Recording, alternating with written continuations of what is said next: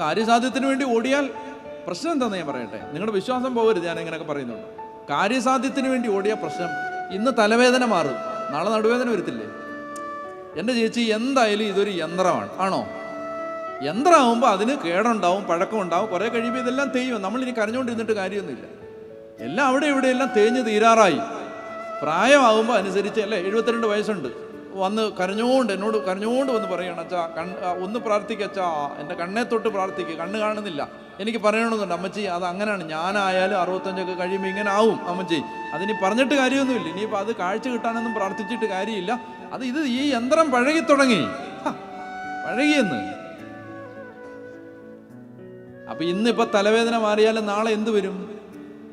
നടുവേദന വരും, പിന്നെ പുറം വേദന വരും, പിന്നെ ആമവാദം വരും, പിന്നെ കണ്ടുപിടിച്ചിട്ടില്ലാത്ത എത്രയോ ഇപ്പോഴത്തെ കോവിഡൊക്കെ എന്താന്ന് പോലും അറിഞ്ഞുകൂടാ. കണ്ടുപിടിച്ചിട്ടില്ലാത്ത എത്രയോ രോഗം. ഞാൻ പറയുന്ന രോഗികൾ സുഖപ്പെടേണ്ടെന്നൊന്നുമല്ല പറയുന്നത്, ശരിക്കും മനസ്സിലാക്കണം. ഇതൊക്കെ വരുമെന്ന് മനുഷ്യൻ്റെ ജീവിതത്തിൽ.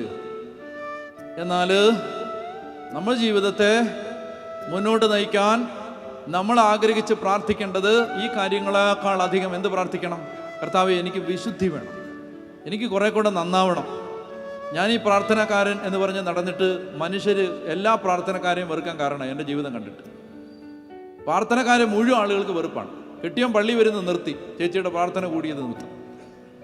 കാരണം അല്ലേ, ഭർത്താവിൻ്റെ പ്രാർത്ഥന കൂടിയ നിമിത്തം ഭാര്യ ദൈവത്തെയും വെറുത്ത് നിരീശ്വരവാദിയായി. എന്താ കാര്യം? സ്വഭാവത്തിൽ ഒരു വ്യത്യാസമില്ല. പറഞ്ഞേ ഹല്ലേലൂയ.